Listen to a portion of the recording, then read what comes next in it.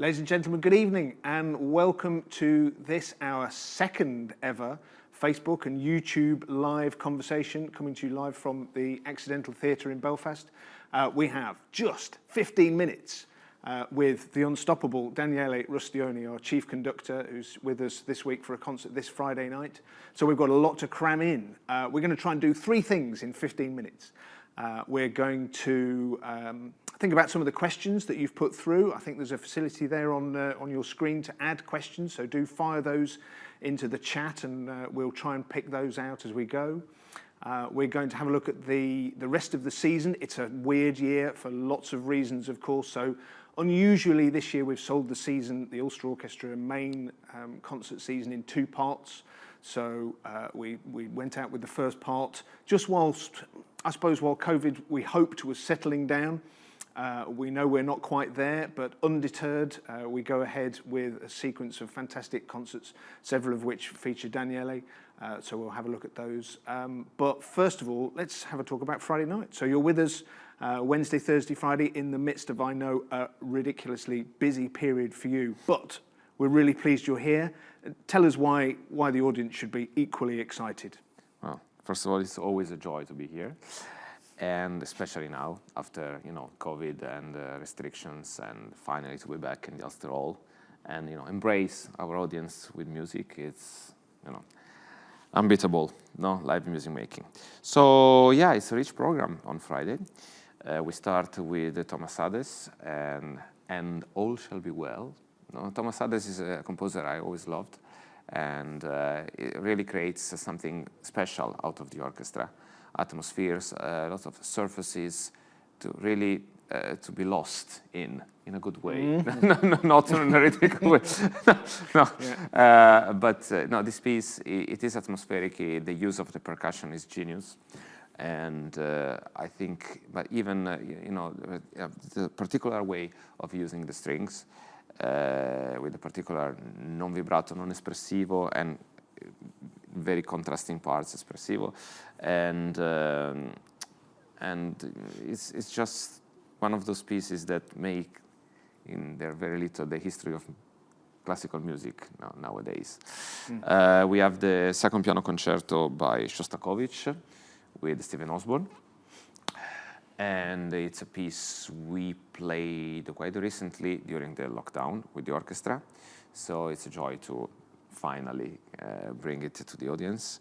And then we have a lovely piece, is a nocturne for the orchestra by McConkie. Yes. McConkie, yes.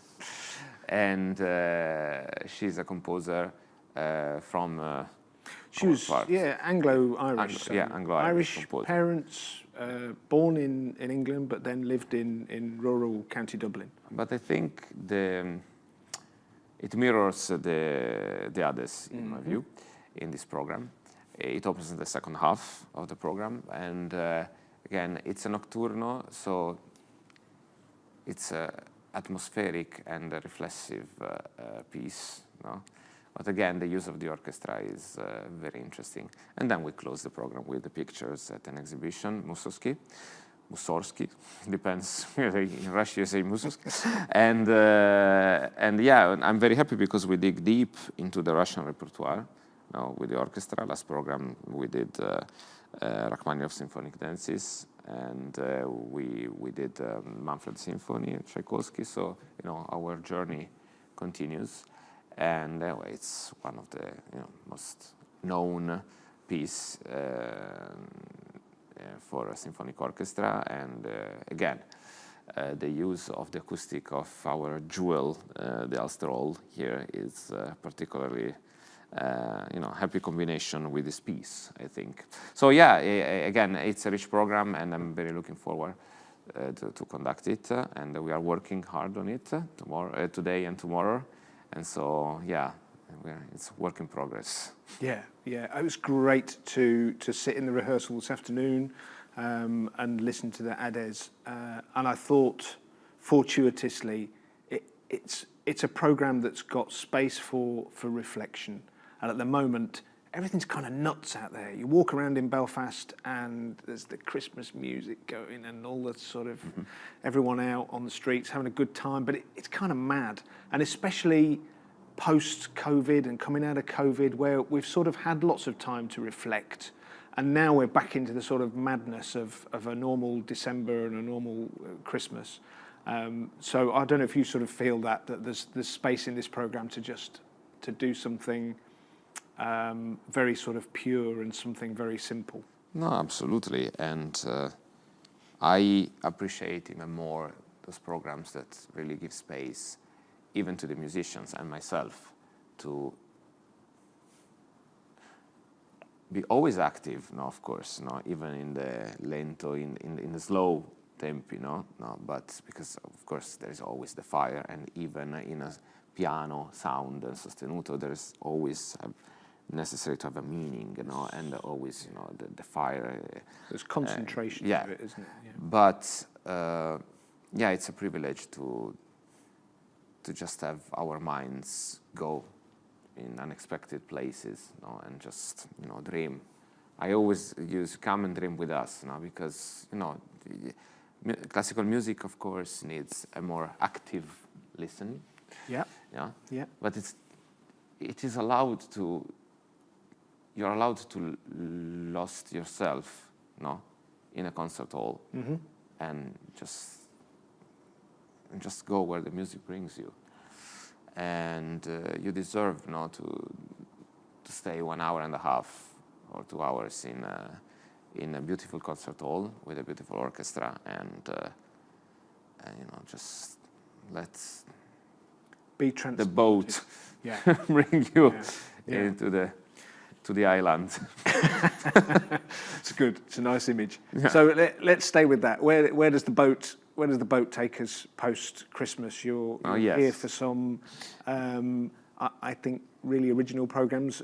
Some material some repertoire that will be unfamiliar to the audience, but no less appealing for all that, I think. So, Yeah. What are you particularly excited about from February onwards when you're here next? Every program has something special for me.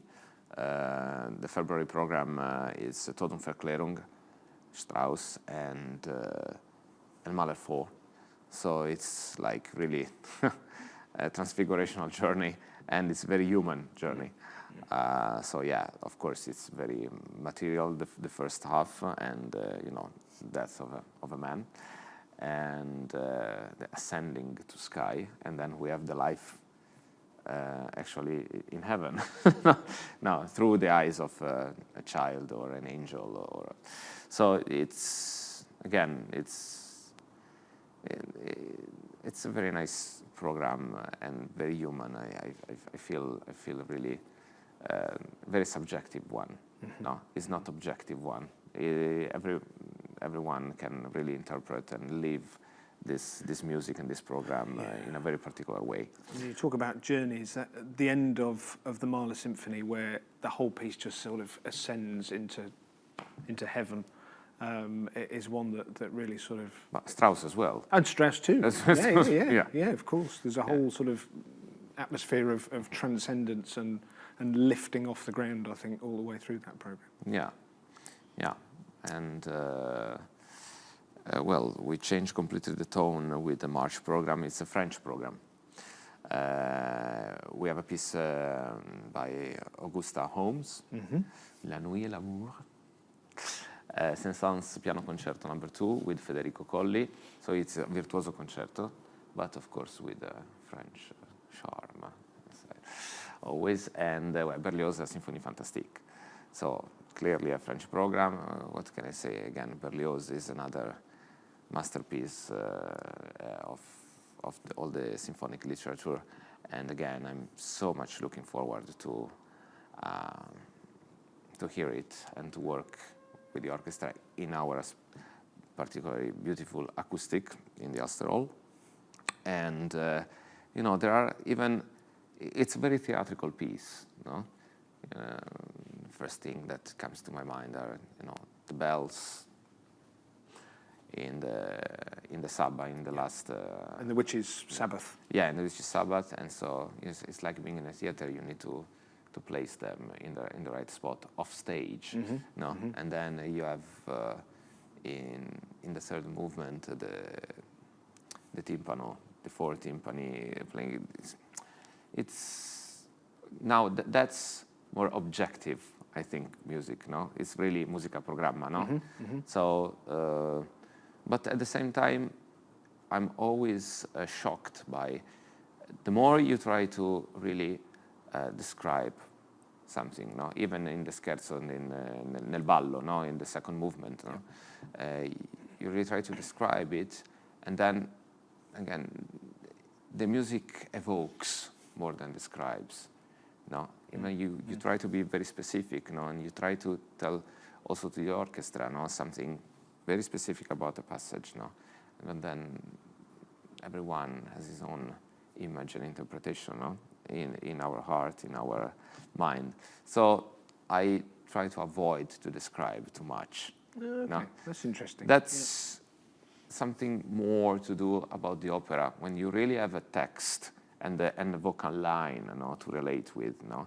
And you know the color of some specific vowel, no, and the color of some specific keyword, no. Then you can really be, you know, descriptive, no, and try to match, no, and be objective. But yeah, la musica assoluta, speaking about symphonic music, that's something I'm trying to avoid now. So even in a famous piece like, and a glorious piece like Symphonie Fantastique, there's always this mystery going on, even with objective music. And yeah, it's a program with a lot of charm, but of course a lot of strength, because you know Berlioz brings always a lot of boom boom and spark and fire and flames. So yeah, we have. I'll be back in May for an all-Italian music program. Which is an unusual one for us. I can't think of the last time we will have done a program of purely Italian symphonic repertoire, and probably beyond the usual showpieces of Respighi. Yeah, and the usual trilogia romana. Yeah. Yeah. It's not repertoire that's familiar to us at all, so it's really exciting to go on a completely different journey with you. Yeah, well, it's been at least 10 years where I record and I bring Italian symphonic music from the 20th century to the audience, live audience, partly because I really hate when, you know, in the business, you know, they see Italian composers and they relate to Italian composers and Italian conductors and they relate to them like opera. Okay. Boom. Yeah. Because in the history it was like that, no? Well, we had Verdi, Rossini, Donizetti, Bellini, Puccini, and all the Verismo period, you know, with all these great composers, and of course they made the opera history. But composers like Casella, Alfredo Casella, Goffredo Petrassi, Malipiero, no, of course Respighi, but he didn't only compose the Trilogia Romana, no, he composed many other pieces. And they were really European composers, no? They had premieres at the Concertgebouw, at the Wiener Philharmoniker, at the Carnegie Hall, no, all these composers that I said. So I'm really looking forward to, especially one piece in particular is very close to my heart, which is the Casella Concerto Romano for organ and orchestra. And by the way, again, I want to underline how great it is, the instrument in the Ulster Hall. And my first concert as chief conductor here was with Saint-Saëns Symphony No. 3, Organ Symphony, because you know it was a dedication to, of course, yeah, a love letter to the hall, no? And I'm very happy to bring back a concerto, basically, you know, for organ and orchestra with Martin Riccabona, the organist. Then we have Le Fontane di Roma, Respighi, and Ildebrando Pizzetti, La Pisanella Suite, no? And this is tonal music is very accessible, Okay. in a way. But it's, Italian music, is very about the beauty of horizontal line. There is something that we cannot. In our DNA, of course, the beauty of the sing on the line, you can always apply words, even if they are not written in a symphonic music, but you can imagine.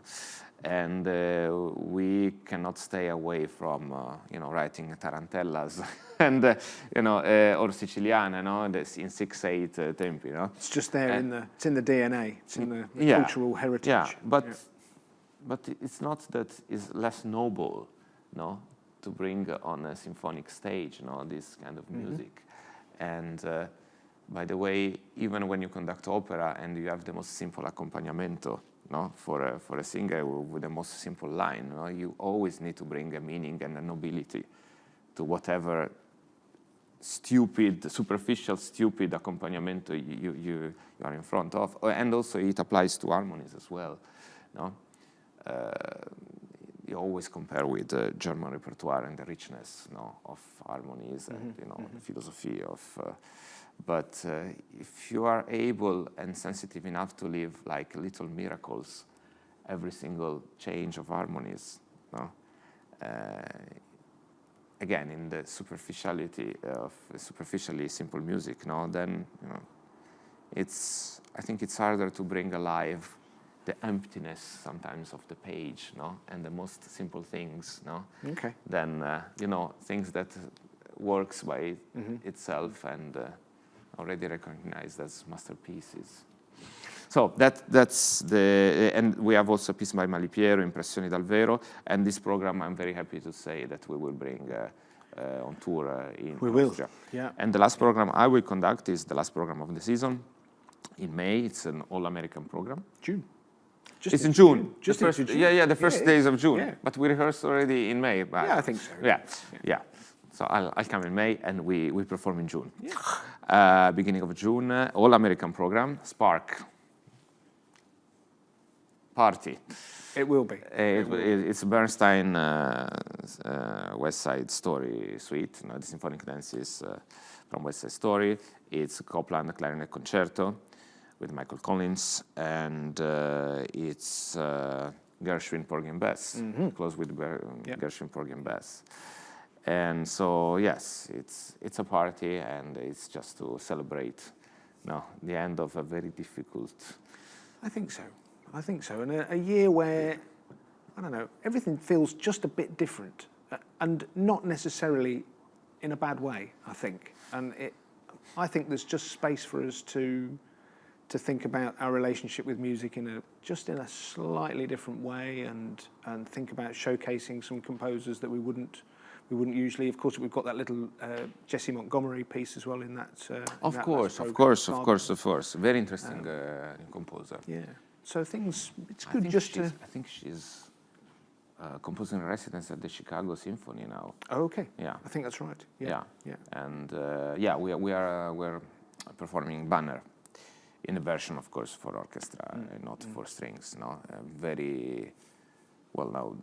The piece has been performed quite a lot, also with great conductors and orchestras, and it's a very nice piece, and of course it's great in that program because it's really American. A nice counterpoint, I think, to the more familiar works. So a good mix. Yeah, absolutely. We've got not many minutes left. Let's make the most of them with a few questions. I'm very grateful to everyone who's sent in questions. Many more than we'll have time for, unfortunately. So Daniele, if you don't mind, I'm going to go. I'm launch into. Let's pick three. Matthew on Instagram sends in a question. What made you want to become a conductor, and what's the most challenging thing about that role?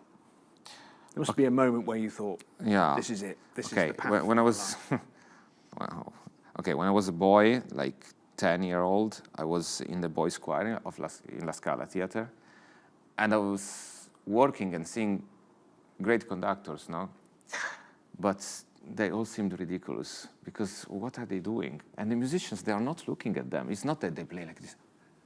No, they look at the music. No, so it was impossible for me to understand, what was going on there. But I studied 3-4 instruments. I studied composition, and then the final decision for me was when I was around 22. I was sure I wanted to be a musician, of course, and to work with orchestras and theaters. I was more, a repetiteur at the time. I was working as an organist in a church, and but then really, after a lot of practice with the orchestra, I decided that was. So I started studying conducting when I was 18, because I finished my composition, 10 years of composition, quite early. And then after I finished to study, after 3 years, I moved to London. I did the postgraduate, but still, you need to survive the orchestra first. No one wants to be conducted by a young conductor. And to impose, in a way, your idea, you need also to use and to be able to listen to what the orchestra gives to you. And that requires years of experience, no? It can be exciting, you can have energy, you can be generally talented, no? You can really study and think to know the score, and the orchestra can immediately feel if you are talented and if you are genuine, and if you. But at a certain level, you need to work with what they offer also. And at the beginning, the conductor is so, the young conductor is, or the inexperienced conductor is so worried about the gesture. Am I clear? Am I not clear? I must absolutely say something, no? But this doesn't necessarily mean that it's because of your need for interpretation. It's just, no, I need to change something or to say something. And, orchestras feel, when something is genuine or is just, artificial from the moment. So, after just once, after something clicked, after 2-3 years, when I was starting the career, and then I said, okay, I can bring something that is more than putting people together and be exciting, and show off, and as soon as the show off thing clicked, and I need to bring something to the orchestra and to make something out of the sound of the orchestra. Then I was at the beginning of a journey. So when I was 22, basically. Yeah. It's always struck me as a really intricate balancing act between your own projection of self, your own ego, and your own, which is essential, I think, as a conductor, isn't it? Balanced with a kind of humility and an understanding of, as you say, of what's there in the orchestra anyway. It's not just a matter of ego, because if you are honest with yourself and you studied with your inner ear, you can help at the piano, maybe, and then you study with your inner ear, meaning you digested the piece, in a certain way, and of course you want the piece to come out the way you're embraced in your body and in your mind. It's not really an imposing thing, and it's not a matter about ego. It's a matter about, we know that we have our biorhythms, and I know that, when in 30 years, I may take different tempi, and I will be able maybe to maintain a tension, a different tension, even with slower tempi, so the music will not fall down, but even with a increasingly slower tempo, the music will leave, it's all about leaving, the music and maintaining attention. So it's more a matter of about natural music making and breathing, and you cannot do it if you don't own and if you're not digesting the music. So it's just, again, a matter of breathe together at the same time. So I don't call it ego or imposing my interpretation. No, it's just how I see or I feel the score, but of course, starting from the composer wheel, and then not wanting to completely change the way the orchestra plays. I mean, at least at the levels where I'm very lucky to conduct in the last 10 years. We're very lucky to have you, Daniele. We really are. No. Likewise, my mamma mia. Please. We could spend hours going through these questions, and I'm sorry that we won't have time for more of them. We have to wrap. Oh, really? Only two? That's it? No. I mean, because We'll come back tomorrow. I take too much time. We'll come back tomorrow and do a whole load more, and the next time, lots and lots more to discuss. But I hope lots of you are able to join us on Friday night at the Ulster Hall. Tickets still available. We're looking forward to one of our biggest audiences, I think, post-pandemic. So really looking forward to seeing you all there. Daniele, thank you very much indeed. Thank you. Ladies and gentlemen, thanks very much, and see you next time. See you.